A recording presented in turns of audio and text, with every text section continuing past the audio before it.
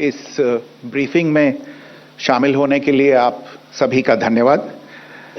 जैसा कि आप सभी जानते हैं, 22 अप्रैल 2025 को लश्कर ए तैयबा से संबंधित पाकिस्तानी और पाकिस्तान प्रशिक्षित आतंकवादियों ने भारत में जम्मू और कश्मीर के पहलगाम में भारतीय पर्यटकों पर बर्बरतापूर्ण हमला किया।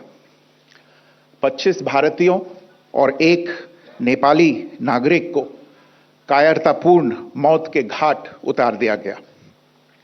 मुंबई के 26 नवंबर 2008 के हमलों के बाद यह भारत में हुई किसी आतंकवादी हमले में मारे गए आम नागरिकों की संख्या की दृष्टि से सबसे गंभीर घटना है।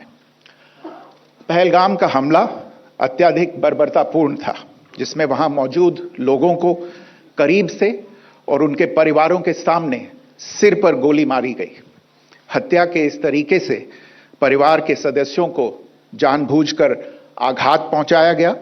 साथ ही उन्हें यह नसीहत भी दी गई कि वे वापस जाकर इस संदेश को पहुंचा दें। यह हमला स्पष्ट रूप से जम्मू और कश्मीर में बहाल हो रही सामान्य स्थिति को बाधित करने के उद्देश्य से किया गया था। चूंकि पर्यटन फिर से अर्थव्यवस्था का मुख्य आधार बन रहा था, इस हमले का मुख्य उद्देश्य इसे प्रतिकूल रूप से प्रभावित करना था। पिछले वर्ष आप सभी जानते हैं, 2.25 करोड़ से अधिक पर्यटक कश्मीर आए थे। इस हमले का मुख्य उद्देश्य इसलिए संभवतः यह था कि इस संघ राज्य क्षेत्र में विकास और प्रगति को नुकसान पहुंचाकर इसे पिछड़ा बनाए रखा जाए और पाकिस्तान से लगातार होने वाले सीमा पार आतंकवाद के लिए उपजाऊ जमीन बनाने में सहायता की जाए। हमले का यह तरीका जम्मू और कश्मीर और शेष राष्ट्र दोनों में सांप्रदायिक दंगे भड़काने के उद्देश्य से भी प्रेरित था। इसका श्रेय सरकार और भारत के सभी नागरिकों को दिया जाना चाहिए कि इन प्रयासों को विफल कर दिया गया। एक समूह ने खुद को रेजिस्टेंस फ्रंट TRF कहते हुए इस हमले की जिम्मेदारी ली है। यह समूह संयुक्त राष्ट्र द्वारा प्रतिबंधित पाकिस्तानी आतंकवादी समूह लश्कर ए तैयबा से जुड़ा हुआ है।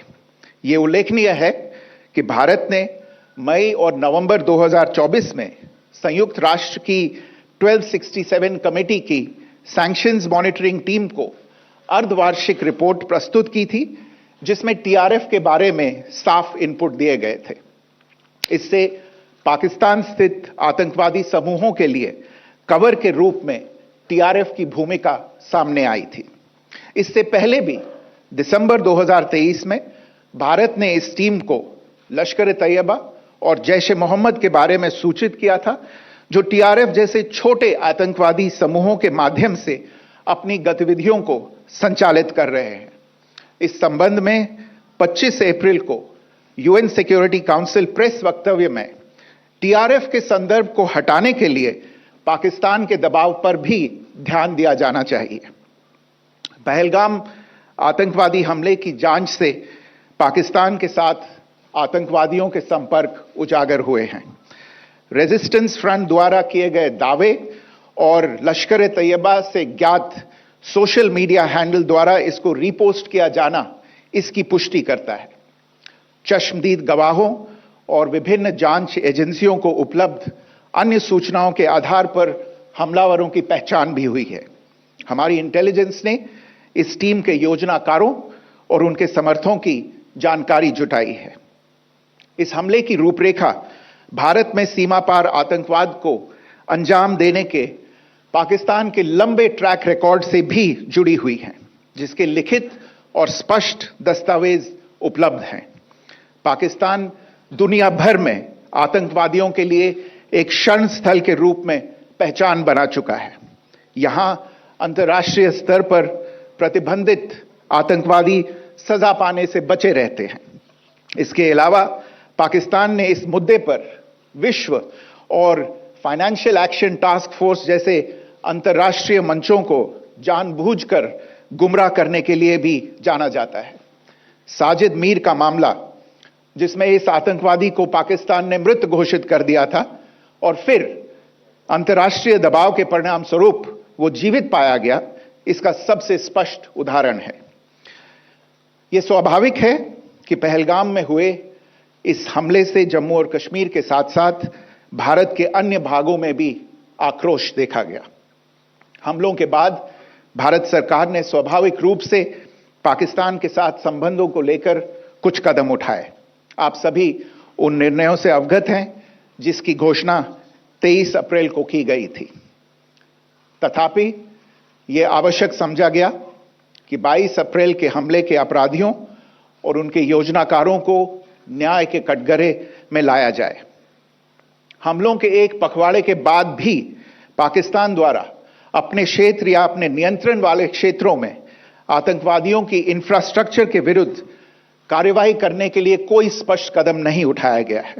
उल्टे वो इनकार करने और आरोप लगाने में ही लिप्त रहा है। पाकिस्तान आधारित आतंकवादी मॉड्यूल्स पर हमारी खुफिया निगरानी ने संकेत दिया है कि भारत के विरुद्ध आगे भी हमले हो सकते हैं। अतः इनको रोकना और इनसे निपटना दोनों को बेहद आवश्यक समझा गया। आज सुबह, जैसा कि आपको ज्ञात होगा, भारत ने इस तरह के सीमा पार हमलों का जवाब देने और उन्हें रोकने तथा उनका प्रतिरोध करने के अपने अधिकार का प्रयोग किया है। यह कार्यवाही नपीतुली, नॉन एस्केलेटरी, आनुपातिक और जिम्मेदारीपूर्ण है। यह आतंकवाद की इंफ्रास्ट्रक्चर को समाप्त करने और भारत में भेजे जाने वाले संभावित आतंकवादियों को अक्षम बनाने पर केंद्रित है। आपको यह भी स्मरण होगा कि 25 अप्रैल 2025 को संयुक्त राष्ट्र सुरक्षा परिषद ने पहलगाम आतंकवादी हमले पर एक प्रेस वक्तव्य जारी किया था, जिसमें आतंकवाद के इस निंदनीय कार्य के अपराधियों, आयोजकों, फाइनेंसरों और प्रायोजकों को जवाबदेह ठहराने और उन्हें न्याय के दायरे में लाने की आवश्यकता पर जोर दिया गया था। भारत की आज की इस कार्रवाई को इसी संदर्भ में देखा जाना चाहिए।